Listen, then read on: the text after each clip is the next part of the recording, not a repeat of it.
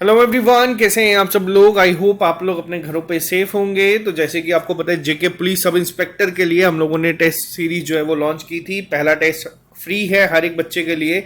बहुत सारे बच्चों ने इसको अटेम्प्ट कर लिया है, तो आज हम इसका एनालिसिस करेंगे। अगर ये एक्चुअल एग्जाम होता तो कट ऑफ क्या जाता और आपको इम्प्रूवमेंट अब किस तरीके से करनी है। वीडियो शुरू करने से पहले जो लोग ये चैनल पहली बार देख रहे हैं, अभी चैनल को सब्सक्राइब कर सकते हैं, ताकि इस बार जो आप लोगों का एक बार हम लोग हर एक सेट करते हैं हर एक एग्जाम के साथ, इस बार इसको और ऊपर लेके जाया जाए। सबसे पहले बात करते हैं मॉक टेस्ट शेड्यूल के बारे में, जो सितंबर महीने का है।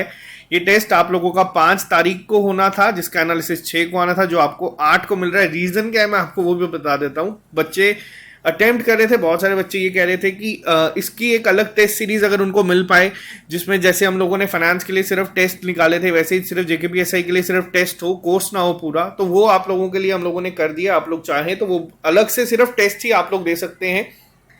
अब बात करेंगे यहाँ पे इसके एनालिसिस के बारे में। नेक्स्ट टेस्ट जो आपका 10 तारीख को है, ये अपलोड हो जाएगा ऐप पे 10 तारीख को, आप इसको अटेम्प्ट कर सकते हैं। इसका एनालिसिस वीडियो आपको जेकेपीएसआई का 13 तारीख को मिलेगा। तो अब बात करेंगे यहाँ पे थोड़ा सा डिटेल में कि टेस्ट क्या था, लेवल क्या था, बच्चों ने किस तरीके से परफॉर्म किया है, आप लोगों ने किस तरीके से किया है। मैंने आप लोगों को एक वीडियो दी थी थोड़े दिन पहले, जिसमें मैंने आपको कहा था कि फाइनेंस अकाउंट असिस्टेंट, जेकेपीएसआई, वीएलडब्ल्यू या फिर जो जेई सिविल है, इनमें से कैसे जो है हम लोग डिसाइड करें। तो हम लोगों ने कहा था जिन बच्चों ने अकाउंट्स वगैरह कभी पढ़ा ही नहीं है, आप हो सके तो फोकस करो जेकेपीएसआई के ऊपर ही, क्योंकि इसमें 1200 वैकेंसीज हैं और 7200 बच्चे जो हैं वो जाएंगे इस एग्जाम के लिए, यानी कि जो फिजिकल के लिए अपेयर होंगे। तो इसमें काफी ज्यादा चांसेस रहते हैं। जरूरी नहीं है कि जो टॉपर है वो फिजिकल निकाल पाए। ऐसा भी कई बार हम लोगों ने देखा है कि 150-150, 200 बच्चों को मैंने भागते हुए देखा है, जिसमें हार्डली 1 या 2 ही बच्चे ऐसे थे जो फिजिकल टाइम पे खत्म कर पा रहे थे। तो वो एक इक्वली डिफिकल्ट है इस एग्जाम के लिए। तो मैंने आपको पहले एक चीज कही थी कि जिन लोगों का अभी मान लीजिए फिजिकल नहीं ही निकल पा रहा, जो थोड़े से ज्यादा वेट है, ओवर वेट है, या जो चाहते हैं ये करना, तो मैंने उनको भी ये रिकमेंड किया था कि तैयारी के साथ साथ आप लोग पूरा फोकस जेकेपीएसआई पे ही रखें। हो सके तो दौड़ना भी साथ में शुरू कर दें। तो अब बात करेंगे इस टेस्ट के ऊपर। देखो, ये टेस्ट का लेवल जो था, इसको हम लोगों ने मॉडरेट टू डिफिकल्ट आप लोग कह सकते हैं। थोड़ा सा लेवल जो था एक्चुअल पेपर से ऊपर था। पेपर में ओवरऑल सेक्शंस की अगर हम बात करें, 14 कंपोनेंट्स हैं। इस बार हम लोगों ने जो पुराना पेपर था, कोशिश वैसी ही की थी कि मार्क्स को बाइफरकेट उस तरीके से किया जाए। कुछ बच्चों की अगर मैं बात करूं तो उन्होंने बहुत अच्छा परफॉर्म किया। 118 प्लस नंबर भी लेके आए हैं बच्चे इस टेस्ट में। और ओवरऑल जो एक मेजॉरिटी में बच्चे हैं वो कहाँ पे फॉल करते हैं। देखो, मेजॉरिटी से हमेशा हमें एक स्टेप ऊपर आना होता है। वहीं पे आप लोगों का, जहां पे मेजॉरिटी में बच्चे होते हैं, वही आपका कट ऑफ होता है। जहां पे बल्क में बच्चे होते हैं, अगर मैं आपको बताऊं तो ये टेस्ट जो कंडक्ट करवाया गया था, इस टेस्ट में अगर मैं बताऊं वो बल्क आप लोगों को देखने को मिल जाएगा जब आप लोग 80 नंबर के करीब करीब, अगर मैं बात करूं, अगर आप वहां पे जा रहे हैं तो टॉप 100 बच्चे जो ऐसे थे, अभी कम बच्चों ने टेस्ट दिया है, 800 के करीब करीब बच्चों ने टेस्ट दिया है। 70-80 नंबर पे 100 बच्चे यहाँ पे बैठे हुए हैं, यानी कि आप लोग देख सकते हो कंपटीशन, या जो बच्चे पढ़ने वाले हैं वो बहुत अच्छा परफॉर्म कर रहे हैं। इसकी अगर मैं सीधा बात करूं, जैसे हम लोगों ने फाइनेंस अकाउंट असिस्टेंट के पहले टेस्ट में बोल दिया था कि अगर आप लोग इस नंबर पे आ रहे हैं तो आप लोगों में बहुत चांसेस हैं कि आप इसमें इंप्रूव कर सकते हैं। वहीं अगर मैं बात करूं जेकेपीएसआई की, तो ये 150 नंबर का टेस्ट था। इसमें अगर आप लोग अभी के लिए देखो, इसमें ओवरऑल 972 बच्चे हैं फाइनेंस में, बट यहाँ पे जो नंबर है वो भी अप्रोक्सीमेट 8 गुना ज़्यादा है। अगर आप लोग इस टेस्ट में 150 में से भी अगर आप लोग मान लीजिए 65 to 70 के बीच में पहले टेस्ट में स्कोर कर रहे हैं, और बिना पढ़े स्कोर कर रहे हैं, बिना रिवीजन के स्कोर कर रहे हैं, तो ये बहुत अच्छा स्कोर आपका माना जाएगा।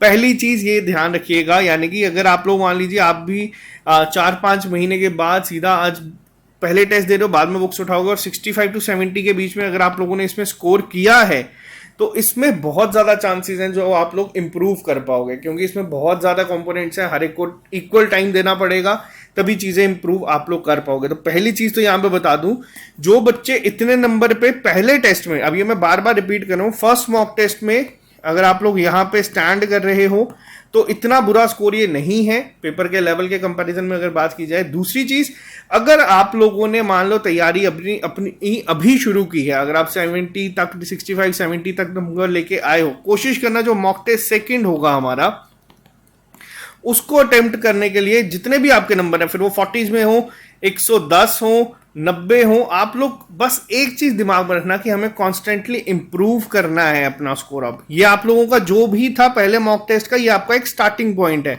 ऐसा ना हो कि आप लोग इस टेस्ट में 100 नंबर लेके आए हो, अगले टेस्ट में सीधा आप 70 पे चले जाओ। ऐसा नहीं होना चाहिए। एक जो आप लोगों ने किताबें छोड़ दी हैं, पहला टेस्ट मेन हमारा टारगेट यही है कि आप लोग किताबों को वापस से उठाओ, उन पे धूल जो जम चुकी है 5 महीनों में उसको झाड़ो और फिर से चीजों को शुरू करो। इसीलिए पहला टेस्ट हम लोगों ने हर एक के लिए अवेलेबल कर दिया था कि हर कोई बच्चा इसको दे सकता है। बात यहां पे आती है दूसरी, एनालिसिस तो मैंने आपको बता दिया कि मॉडरेट लेवल का था।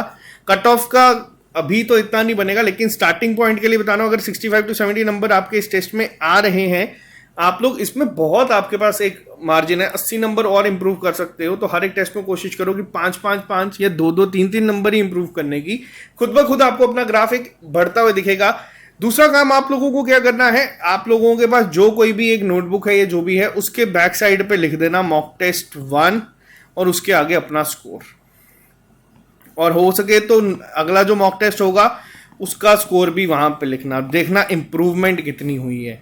ये हमारा पहले 2 से 3 टेस्ट में जो टारगेट होगा वो सिर्फ यही होगा। हम लोग एक बारी वापस से इस रिदम में आ जाएं अपनी, ताकि हम अपनी तैयारी को कंटिन्यू कर पाए। अब देखो है क्या, अब बात ये है, हम लोगों ने टेस्ट दिया था 5 को, अगला टेस्ट आपके सामने 10 को है। एनालिसिस वीडियो मैंने आपको बोला 13 को आएगी। अब है क्या, आज की बात करूं, अब 8 सितंबर आज की डेट है।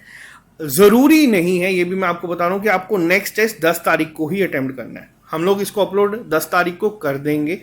आप लोग अपने नोट्स को सबसे पहले तो क्या करोगे, ये जो टेस्ट दिया है उसको करो एनालाइज कि भैया गड़बड़ कहाँ पे हुई है। अगर जिनके नंबर कम है, कौन कौन सा कंपोनेंट आप लोगों के अभी भी वीक चल रहे हैं, आप लोग पहले उसको चेक करो कि किसमें आपको अभी भी प्रॉब्लम हुई है। जैसे मान लो अगर आप लोगों ने हिस्ट्री को पूरा पढ़ा है, इस टेस्ट में हिस्ट्री के 10 क्वेश्चन थे, अगर आपके 5 से कम ठीक है, इस कंपोनेंट को पहले उठाओ, रिवाइज करो। जिन जिन में आपको लगता था कि आपका होल्ड है, टेस्ट के बावजूद भी अगर आपके नंबर कम आए हैं, आप लोगों का पहला काम होना चाहिए कि आपको उन चीजों को रिवाइज करना है, ताकि अगले टेस्ट में जो 5 है वो 7 तक तो या 8 तक तो बन जाए।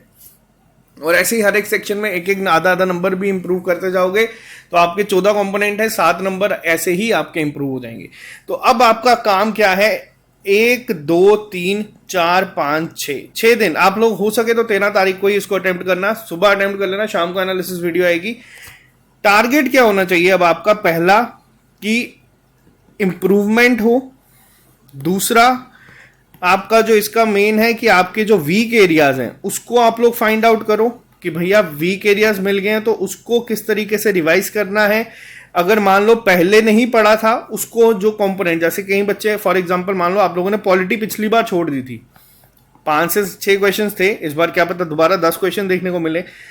फिर ये आप लोग अपने हिसाब से कंपोनेंट अपने देखो, जिनको पहले आप लोगों ने कम पढ़ा था सबसे पहले तो आप उनको उठाओ। दूसरा, जिनको आपने बहुत स्ट्रांग करा था पिछली बार, जैसे पूरी हिस्ट्री आप लोगों को याद थी फिर भी आपके नहीं नंबर आए, पूरी रीजनिंग आपने पढ़ी है फिर भी आपके यहाँ पे क्वेश्चन गलत हुए। अब जैसे हमने डीआई के क्वेश्चन थोड़े से अच्छे लेवल के डाले थे इस टेस्ट में, बिल्कुल बेसिक वाले नहीं डाले थे। अब देखो वहां पे क्या चीजें हैं, अब टाइम एंड वर्क मैंने आपको पढ़ाया है, अगर उसके रिलेटेड कोई क्वेश्चन आया तो वहां पे गड़बड़ क्या हुई, क्या वो क्वेश्चन सॉल्व हो ही नहीं सकता था या हो सकता था। तो ये थोड़ी सी चीजें जो है अब इस पे आप लोगों को खुद काम करना है, क्योंकि हम लोग यहाँ पे एक सिर्फ स्ट्रेटेजी की फॉर्म में चीजें रख सकते हैं। हर एक को अपना आपको खुद एनालाइज करना है। कई बच्चों की हिस्ट्री वीक है, कई बच्चों का मैथ वीक है, कई बच्चों की इंग्लिश वीक है, आपको खुद फिगर आउट करना है, आपको उस पर काम करना है। कितने दिन, 5 दिन। अब ये 5 दिन ऐसा नहीं है कि हम लोग कहें कि नहीं यार सितंबर 31 तक तो 30 तक तो इन्होंने टेंडर रखा हुआ है, अक्टूबर में पेपर नहीं होंगे, नवंबर में होंगे। तो मैं आपको एक चीज बता देता हूं, यहां पे जाने से पहले भी आपने देखा होगा जो कश्मीर में एग्जाम हमारे नवंबर में होता था, जो हमारा एकेडमिक सेशन था वो सीधा अब नवंबर से मार्च में चला गया है। किसके लिए, यूनिफॉर्मिटी के लिए। अब ये कंसेप्ट आप लोग अपने दिमाग से हटा दो कि सर्दियों में पेपर नहीं हो सकते जम्मू कश्मीर में और गर्मियों में जम्मू में नहीं हो सकते। अब पेपर आपके कभी भी हो सकते हैं, किसी भी टाइम हो सकते हैं, फिर वो दिसंबर हो, जनवरी हो या जम्मू कश्मीर का जून जुलाई हो, आप लोगों को पेपर अब कभी भी हो सकते हैं। यहाँ पे एक क्लियर कट वहां से स्टेटमेंट आई है, कल ही ऑफिशियल आई है, आप लोग सुन लेना। तो यहाँ पे पहली चीज तो ये, अब ऐसा नहीं है कि सितंबर एंडिंग तक आप लोगों का काम देखो पढ़ना है, आप लोगों का काम है इंप्रूवमेंट करना, आप लोगों का काम है सिलेक्शन लेना। ठीक है, आप लोग इस पे मत वेट करो कि भैया सितंबर एंडिंग तक तो टेंडर चल रहा है। जब हमने टेंडर डालना नहीं तो हम लोगों को टेंडर की परवाह नहीं होनी चाहिए। वो जेकेएसएसबी का काम है। जिस तरीके का जेकेएसएसबी पे प्रेशर है एलजी एडमिनिस्ट्रेशन के द्वारा, वो पेपर अपने आप कंडक्ट आपके जब होंगे, खुद ही एक झटका जब लगेगा ना, मैं ये मॉक टेस्ट आप लोगों के जल्दी रखवा के आपको वो झटके से बचा रहा हूं, ताकि उस टाइम पे ना हो, उस टाइम तक आपको ऐसे छोटे छोटे झटके 8-10 लग चुके हो। तो इसीलिए यहां पे मैं आपको इतना स्ट्रेस दे रहा हूं कि अपनी तैयारी को वापस उठाओ। एक एक दिन बहुत क्रूशियल है। और बच्चे कहीं कहते हैं कि यार अभी कहां ही होगा पेपर। देखो 1200 वैकेंसीज हैं इसमें, फाइनेंस में 272 वैकेंसीज हैं। आपको बस इतना बता दूं 1500 से ज्यादा बच्चे अभी भी टेस्ट दे चुके हैं वो, और अभी भी हर लेक्चर पे पिछले कई महीनों से 4-4, 5-5 हजार तो बच्चा तो पढ़ ही रहा है। और जितने वैकेंसीज है उतने बच्चे तो अभी भी दिन रात एक कर रहे हैं। तो अगर आप किसी गलत फहमी में जी रहे हो कि नहीं यार आराम से करेंगे, अभी पेपर नवंबर में होंगे, कुछ बच्चे आके आपको, कुछ इंस्टीट्यूट ही आके आपको ये कहेंगे कि नहीं यार पेपर आपके जनवरी फरवरी में चले जाएंगे। उनका काम अपनी जगह सही है, वो चाहेंगे कि बच्चे हमारे साथ आए, सेंटर्स में बैठे, पढ़ते रहे, 2-3 महीने का बैच चला लें। कुछ बच्चे आएंगे, कुछ लोग आएंगे, वो कहेंगे नहीं पेपर लेट है, आप लोग आ जाओ क्रैश कोर्सेज में, ये कर लो वो कर लो। मैं आपको स्टार्टिंग से एक चीज कह रहा हूं, मैं बहुत सोच समझ के हर एक चीज करता हूं, आप लोगों के भले के लिए हर एक चीज बोलता हूं।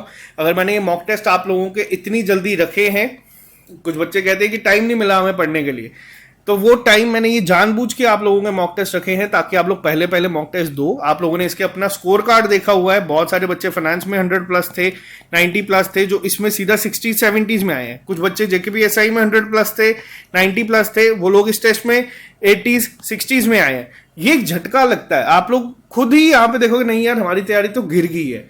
आप लोग फिर अपनी नोट्स उठाओगे, फिर पढ़ोगे, हफ्ता लगेगा, 10 दिन लगेंगे ज्यादा से ज्यादा। देखो जो एक बंदा जिसको अगर चलना आता है ना, तो वो चल ही लेगा, वो भाग भी लेगा। अब आप लोगों को बस ये है कि आपको बस उठा के खड़ा करना है, बेड से उठाओ आपको कि भागो भाई। आपको बस वही है कि आलस को खत्म करना है और अपना एफर्ट इस तरीके से अब डालना है कि आपको पेपर क्वालिफाई करना है। आप लोगों के सामने अब ये एक गोल्डन अपॉर्चुनिटी ही है, आप लोग मान के चलिए। जिनका क्वालिफाई था उन लोगों के लिए भी, जिनका अगर किसी मार्जिन से रह गया था, किसी भी वजह से रह गया था, आप लोगों के लिए भी। तो चीजें यहाँ पे सिंपल हैं, मेहनत करो। अभी भी अगर आप लोग इस मोड में चल रहे हो कि भैया हो जाएगा, तो देखो फॉर्म हर साल लाखों बच्चे भरते हैं, सिलेक्शन कुछ की होती है। आप लोग उन कुछ में आना चाहते हैं जिनकी सिलेक्शन हुई है, या उस मेजॉरिटी बल्क में आना चाहते हैं जिसने तैयारी करी भी थी और लेकिन फिर भी रह जाता है। तो यहाँ पे आपके ऊपर चॉइस छोड़ रहा हूँ, और इससे ज्यादा मैं आपको एक्सप्लेन नहीं कर पाऊंगा कि क्या चीजें अब आप लोगों के लिए करनी है, क्योंकि आप लोग सब मैच्योर हो, आप लोग सबको पता है कि क्या करना है लाइफ में। तो यहाँ पे ये हमारा स्केड्यूल है। Mock test second finance account assistant का कल अपलोड हो जाएगा। इसका एनालिसिस वीडियो आपको मिलेगा 12 तारीख को। तो इसके लिए भी जो बच्चे पहला दे चुके हैं, रिवीजन बहुत सारे बच्चों ने शुरू कर दी है, जिनके पिछली बार सिलेक्शन भी हुई थी उनसे भी मेरी बात होती है, वो भी बहुत अच्छा अब वापस से अपनी रूटीन में आ रहे हैं, और वो बच्चे भी बहुत अच्छा कर रहे हैं। तो आप लोगों से भी यही रिक्वेस्ट है, अगर आप लोग बच्चे ये टेस्ट सिर्फ लेना चाहते हो तो आप लोग ले सकते हो। ध्यान से देख लो किसमें आपको मिल जाएंगे टेस्ट। आप जिन बच्चों ने कोर्स लिया है उसमें भी अवेलेबल होंगे, उसमें आपको अलग से लेने की जरूरत नहीं है। फाइनेंस अकाउंट असिस्टेंट के 20 टेस्ट आपको अलग से मिल जाएंगे, और पंचायत सेक्रेटरी का जो पूरा कंप्लीट कोर्स है इसी में आपको 10 टेस्ट जो है वो मिल जाएंगे। तो बहुत जल्द हम लोग ये भी शुरू कर देंगे। तो अभी के लिए सिर्फ इतना ही। ओवरऑल शॉर्ट में अगर बात करें तो 65-70 के टेस्ट में नंबर आए हैं, तो अच्छा स्कोर है। इंप्रूवमेंट का बहुत स्कोप अभी आगे है, लेकिन इंप्रूवमेंट होनी चाहिए। ऐसा नहीं है 70 से 65 हो जाए अगले टेस्ट में, वो फायदा नहीं होगा। हम लोग टेस्ट का लेवल भी हर एक टेस्ट के साथ थोड़ा थोड़ा बढ़ाते जाएंगे, ताकि ऐसा नहीं है कि हम लोग बिल्कुल इजी पेपर डाल दें और आप 60 से 110 चले जाओ सीधा। तो आप लोग एफर्ट करो कि भैया डिफिकल्ट से डिफिकल्ट पेपर में भी अच्छा परफॉर्म करके आने की। सेटबैक्स लगेंगे, जरूरी नहीं है 20 के 20 मॉक टेस्ट आपके अच्छे होंगे, 4-5 आपके खराब भी होंगे, थोड़ा सा दुख भी होगा, थोड़ा सा डाउन भी फील करोगे। वो डाउन फील करना प्रिपरेशन के दौरान जरूरी होता है, ताकि आप लोग और एफर्ट डालो। तो bye bye, take care, all the best. मिलते हैं जल्दी नए लेक्चर के साथ। जितनी भी चीजें यहाँ पे आपके साथ शेयर करता हूँ वो सब खुद पे बीती हैं, तभी आपको बताता हूँ कि कहाँ कहाँ गलती हो सकती है। तो मिलते हैं जल्दी नए लेक्चर के साथ। अभी के लिए दीजिए इजाजत। Have a nice day, see you soon, bye bye, take care.